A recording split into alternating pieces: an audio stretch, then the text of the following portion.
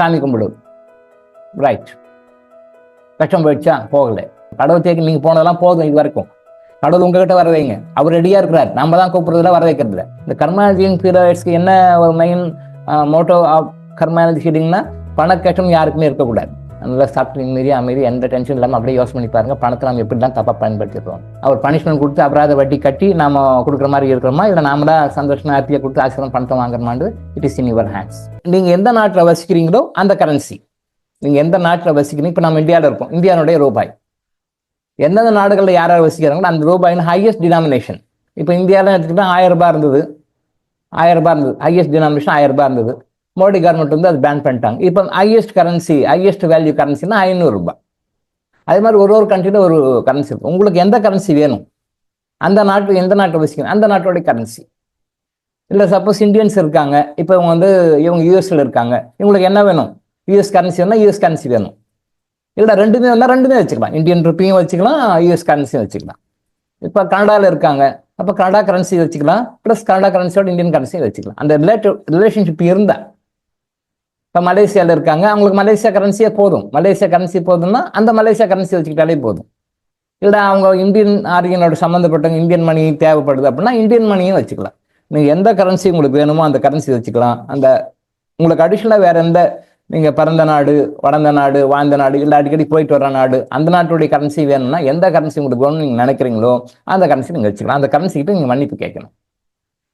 மன்னிப்பு கேட்குறது நிறைய இருக்குது. எப்படி சார் கேட்குது? உங்களுக்கு எப்பெல்லாம் தோணுதோ அப்பெல்லாம் கேளுங்க. ஒரு நாளைக்கு ஒரு மன்னிப்பு அறிக்கை கூட கேளுங்க.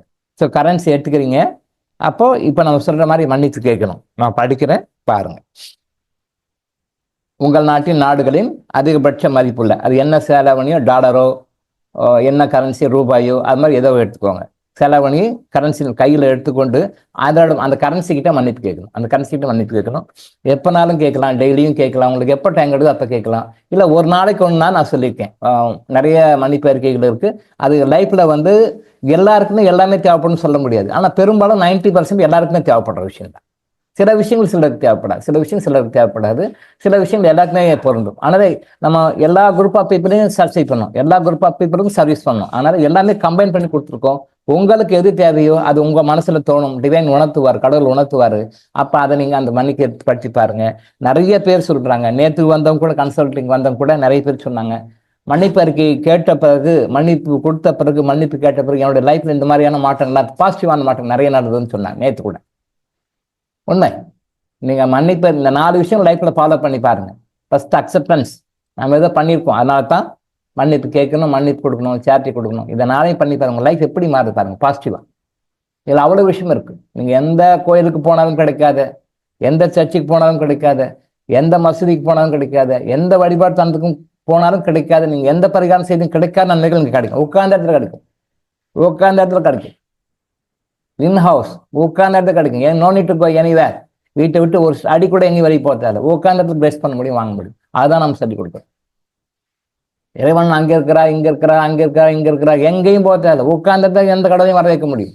கடவுள் உங்களை நோக்கி வர வைக்க முடியும். நீங்கள் கடவுள் நோக்கி போக தேவையில்லை.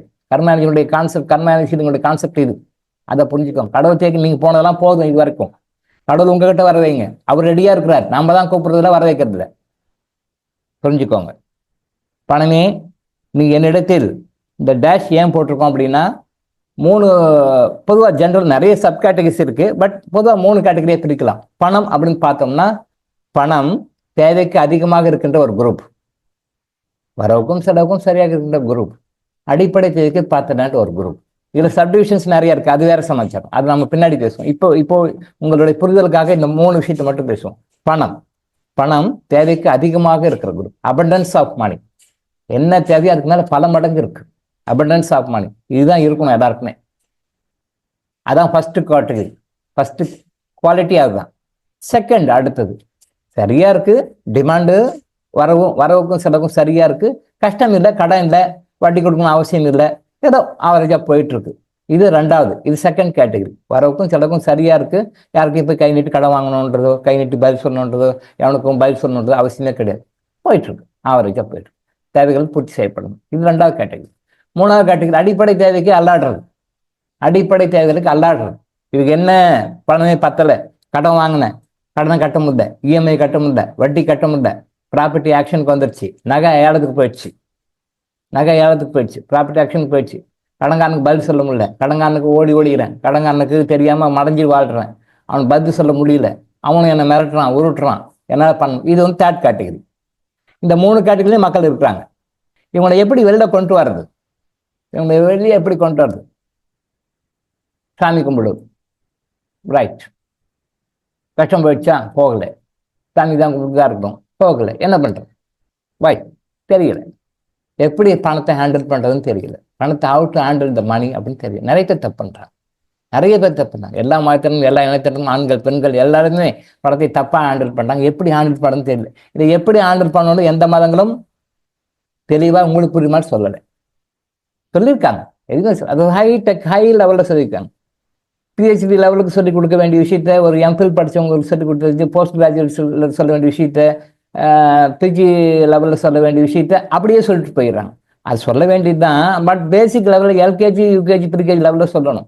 அது சொல்லனால புரியும். ஹைடெக் லெவலில் சொல்லிட்டு போயிட்டாங்க. மக்கள் still they are suffering for money. அதை வந்து கர்மானஜி ஹீலிங்கில் நம்ம அதை டீகோட் பண்ணி உங்களுக்கு தெளிவாக சாதனம் மக்கள் புரியுற மாதிரி நம்ம சொல்லிக் கொடுக்குறோம். கர்மானஜி ஹீலிங் சொல்லிக் கொடுக்குறோம். இந்த கர்மானஜி ஹீலிங் பீரியட்ஸ்க்கு என்ன ஒரு மெயின் மோட்டோ ஆஃப் கர்மானஜி ஹீலிங்னா, பண கஷ்டம் யாருக்குமே இருக்கக்கூடாது. பண கஷ்டம் கடன் யாருக்குமே இருக்கக்கூடாது. Is it possible? Definitely it is possible. Definitely possible. நீங்க ஃபாலோ பண்ண, அவ்வளவுதான். சொன்ன விஷயங்களை, இந்த 18 இறைக்கட்டளைகளை நீங்க கரெக்டாக ஃபாலோ பண்ணி பாருங்க. பண கஷ்டம்ன்றது உங்களை விட்டு போயிடும். பணத்துக்காக நீங்க போராட வேண்டிய அவசியமே கிடையாது. பணத்துக்காக போராடப்பட நான் பல விஷயம் திருப்பி திருப்பி சொல்லுவேன், நான் அடிக்கடி சொல்லுவேன். வாழ்க்கையில எதுக்குமே போராடக்கூடாது. அந்த போராட்டம் வாழ்க்கையை வாயில வரக்கூடாதுன்னு சொல்லுவேன் அடிக்கடி. நிறைய வகுப்புகள் இருக்கு, நிறைய வீடியோஸ் இருக்கு. போராட்டம், நான் போராடுகிறேன், நான் கஷ்டப்படுகிறேன் அப்படின்ற வார்த்தை யார் வாயிலையும் வரவே கூடாது. உங்களுக்கு எது வேணும்? செல்வம் வேணும், வளமை வேணும், பணம் வேணும், செல்வாக்கு வேணும், அது வேணும். அது வேணும். நீங்க வறுமையை பத்தி, கஷ்டத்தை பத்தி, துக்கத்தை பத்தி நினைக்கவே கூடாது. அந்த வேர்டே வரக்கூடாது, அந்த தாட் மனசுல வரக்கூடாது. அது எப்படி சார் வராமல் இருக்கும்? கர்மா கொண்டு வந்து விடும். அதை நம்ம அடுத்தடுத்து எப்படி சொல்லிக் கொடுப்போம். ஓகேவா? பணமே, நீ என்னிடத்தில், நீங்க எங்க போட்டுங்க, பற்றாக்குறையா இருக்கிறாய், தேவைக்கேற்ப இருக்கிறாய், அதிகமாகி இருக்கிறாய், அதை நீங்க அங்க போட்டுக்கோங்க. அந்த வேர்டு அங்க போட்டுக்கோங்க. பணமே, நீ என்னிடத்தில் இருக்கிறாய்ன்றது வந்து பற்றாக்குறையா இருக்கிறாய், அதிகமாக இருக்கிறாய், தேவைக்கேற்ப இருக்கிறாய் அப்படிதான் அங்க போட்டுக்கணும். ஆனா முடிஞ்ச வரைக்கும் அந்த நெகட்டிவ் வேர்டு யூஸ் பண்ண வேண்டாம். பொதுவா இருக்குதுன்றதை நம்ம தப்பு பண்றோம். போட்டா பாசிட்டிவ் வேர்டு போடுங்க. தேவைக்கு அதிகமாக இருக்கிறாய், தேவைக்கேற்ப இருக்கிறாய் போடுங்க. பற்றாக்குறையா இருக்கிறான்னு போடாதீங்க. சொல்றேன், ஒரு அண்டர்ஸ்டாண்டிங்காக சொல்றேன். பட் அந்த இடத்துல தேவைக்கு அதிகமாக இருக்கிறாய், தேவைக்கேற்ப இருக்கிறாய் அப்படின்னு சொல்லுங்க. பற்றாக்குறையாக இருக்கிற அந்த வேர்டு யூஸ் பண்ண வேண்டாம். அப்போ அந்த கேட்டகரியில் இருக்கிறவங்க அப்படியே படிச்சிடுங்க. பணமே நீ இடத்தில் இருக்கின்றாய் அப்படின்னு படிச்சிடுங்க. பற்றாக்குறை வேர்டு, நெகட்டிவ் வேர்டு யூஸ் பண்ணாது. பிகாஸ் அது நமக்கு வேண்டாம். எது வேண்டாமோ அதை பற்றி நினைக்கக்கூடாது. ஓகேவா? இந்த 2 மட்டும் யூஸ் பண்ணிக்காங்க. என்ற காரணத்தால் உன்னை தவறான வழிகளில் பயன்படுத்தியதற்காகவும் நம்ம நிறைய தப்பான பயன்படுத்துறோம். கொஞ்சம் யோசனை பண்ண தெரியும், நம்ம இப்படிலாம் தப்பா பயன்படுத்திட்டோம் தெரியும். யோசனை பண்ண தெரியும், அப்படியே தெரியாது. கொஞ்சம் அமைதியாக உட்காந்து 6 முறை நல்லா சாப்பிட்டு நிம்மதியாக அமைதி, எந்த டென்ஷன் இல்லாமல் அப்படியே யோசனை பண்ணி பாருங்க, பணத்தை நம்ம எப்படிலாம் தப்பா பயன்படுத்தியிருக்கோம். எஸ், உன்னை தவறான நோக்கங்களுக்காக பயன்படுத்தி மற்றவர்களுக்கு துன்பங்களை கொடுத்ததற்காகவும் மற்றவர்கள் மனம் புண்படும்படி நடந்து கொண்டதற்காகவும் நான் மனதார உன்னிடம் மன்னிப்பு கேட்கின்றேன். பணமாகி உன்னை பயன்படுத்தி நான் செய்த அனைத்து தவறுகளுக்கும் பாவங்களுக்கும் தர்மத்திற்கு புறம்பான வழிகளில் பணத்தை சம்பாதித்த காரணத்தால், தர்மத்திற்கு புறம்பான வழிகளில், இங்க தர்மம்னா இறை சட்டத்தின்படி, இறை சட்டத்துக்கு புறம்பான வழிகளில் பணத்தை சம்பாதித்த காரணத்தால் எனக்கும் என் குடும்பத்தினருக்கும் என் வாரிசுகளுக்கும் என் உறவினர்களுக்கும் ஏற்பட்ட தீய கர்மாக்களுக்காகவும், நல்லா புரிஞ்சுக்கோங்க, தர்மத்திற்கு புறம்பான வழிகளில் பணத்தை சம்பாதித்த காரணத்தால், நீங்க எப்படி சம்பாதிக்க உங்க மனசாட்சிக்கே தெரியும். சில டைம் மனசாட்சி நியாயம்னு சொல்லும். உங்க மனசாட்சி சொல்லும், இது நான் சம்பாதிச்ச வழி நியாயம்தான் மனசாட்சி சொல்லும். மனசாட்சி வந்து முன்ன பின்ன கூட பேசும். இந்த காலத்துல மனசாட்சின்றது ஒன்னே கிடையாது. நம்ம சொல்லிக்கிறோம் சும்மா, ஆனா மனசாட்சி தப்பா சொல்லும். ஆனா மனசாட்சிக்கு மேல ஒரு ஐயர் சொல் இருக்கு இல்லையா, அது கரெக்டா சொல்லும். அது உங்களுக்கு, நீங்க லோயர் ஆத்மா லெவல்ல இருந்தீங்கன்னா மனசாட்சி நீ பணம் சம்பாதிச்சு நியாயம்தான் சொல்லும், லஞ்சமான நியாயம்தான் சொல்லும். பட் ஹையர் லெவலில் அது தப்புன்னு உணர்த்தும். அது பக்கம் வரும்போது அந்த தப்புன்னு அது உணர்த்தும். ஸோ அதை தான் நம்ம இங்கே சொல்றோம். தர்மத்திற்கு புறம்பான வழிகளில் பணத்தை சம்பாதித்த காரணத்தால் யாருக்கு வருது? எனக்கும் என் குடும்பத்தினருக்கும் என் வாரிசுகளுக்கும் என் உறவினர்களுக்கும் ஏற்பட்ட தீய கர்மாக்களுக்காகவும் இந்த தீய கர்மாக்களால் தற்பொழுது எங்களுக்கு ஏற்பட்டு இருக்கின்ற மற்றும் வருங்காலத்தில் ஏற்பட இருக்கின்ற தீய பலன்களை போக்குவதற்காகவும் நான் உன்னிடம் மனதார மன்னிப்பு கேட்கின்றேன். நான் அன்பை கொடுக்கிறேன், நான் அன்பை தாராளமாக பெறுகின்றேன். நான் உணவை கொடுக்கின்றேன், நான் உணவை தாராளமாக பெறுகின்றேன். நான் பணத்தை கொடுக்கின்றேன், நான் பணத்தை தாராளமாக பெறுகின்றேன். இறைவனின் இந்த திட்டத்தை நான் நன்கு அறிந்துள்ளேன். எதை கொடுக்குறோமோ அது நமக்கு கிடைக்கும். What you give what you get. நம்ம எதை கொடுக்குறோமோ அது நமக்கு கிடைக்கும். இது பேசிக் கான்செப்ட். இது லைஃபினுடைய கான்செப்ட் புரிஞ்சுக்கும். இறை சட்டத்தில் இது ஒன்று. நம்மகிட்ட என்ன போதும் அதான் நமக்கு பல மடங்காக திரும்புது. கர்மா இஸ் பூமராங். நம்ம என்ன கொடுக்குறோமோ அது பல மடங்காக நமக்கு திருப்பி வரும். அன்பை கொடுத்தோம்னா அன்பு வரும், உணவை கொடுத்தோம்னா உணவு வரும், பணத்தை கொடுத்தோம்னா பணம் வரும். உங்களுக்கு எது தேவையோ அது கண்டிப்பாக வரும். அது பல மடங்காக நீங்கள் மற்றவங்களுக்கு கொடுக்கணும். அப்போ நான் பணத்தை தாராளமாக பெறுகின்றேன். இறைவனின் இந்த திட்டத்தை நான் நன்கு அறிந்துள்ளேன். எப்போ பணத்தை கொடுக்கும்போது நம்ம வாங்க பணத்தை கொடுக்கணும். இங்கே தர்மமாக கொடுக்குறது. பணத்தை கொடுக்கின்றேன்னா தர்மமாக கொடுக்குறது. அது மாதிரி பணம் நான் யாருக்கு பணம் கொடுத்தேன் அவன் தான் கொடுக்கணும், அவன் தான் பண்ணணும் கிடையாது. யார் மூலமாக வரும், யார் மூலமாக அது பிரபஞ்ச விதியை தெரிஞ்சவங்களுக்கு தான் தெரியும். அது பிரபஞ்ச விதியை பற்றி தெரிஞ்சவங்களும் இந்த உலகம் எப்படி கட்டமைப்புக்கு ரகசியம் தெரிஞ்சிருக்கணும். இந்த விஷயங்கள்லாம் தெரிஞ்சு இறைவனை பற்றி தெரிஞ்சிருக்கணும், கிளேர் வாங்கி தெரிஞ்சிருக்கணும். இதெல்லாம் பார்த்தோன்னா இதை உண்மைன்னு சொல்லி ப்ரூவ் பண்ணுறேன். ஸோ நீங்கள் கொடுக்குற பணம் உங்களுக்கு பல மடங்காக திருப்பி வரும். ஆனால் நீங்கள் நினைக்கிற மாதிரி வராது. அப்படியும் வரலாம், மேபி நீங்கள் எப்படி நினைக்கிறீங்க அப்படியும் வரலாம். அப்படியும் வராமல் சம்மந்தமே இல்லாத ஏதோ ஒரு வழியும் வரலாம். இதுக்கு நிறைய உதாரணம் இருக்குது. இது பற்றி எடுத்தோம்னா ஒரு 100-150 உதாரணத்துக்கு மேலே இருக்குது. நீங்கள் கொடுக்குற பணம் பல மடங்காக ஆசீர்வாதமாக திரும்பி வரும்.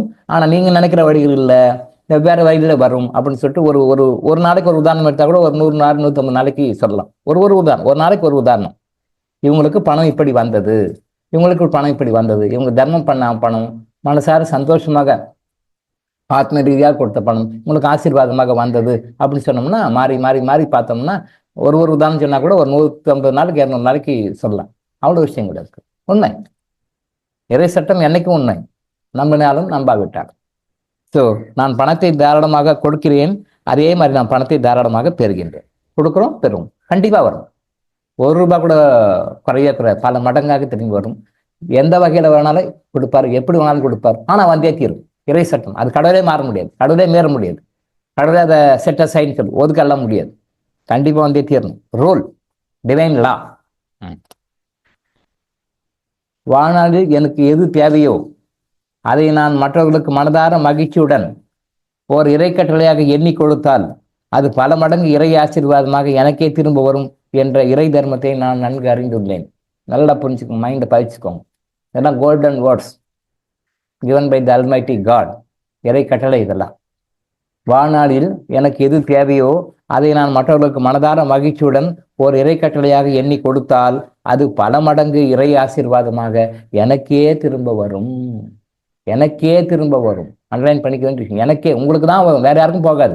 அட்ரஸ் எல்லாம் மாறாது, தப்பி தேர்லாம் வேற அட்ரஸ்லாம் போகாது, கரெக்டா வரும் என்ற இறை தர்மத்தை நான் நன்கு அறிந்துள்ளேன்.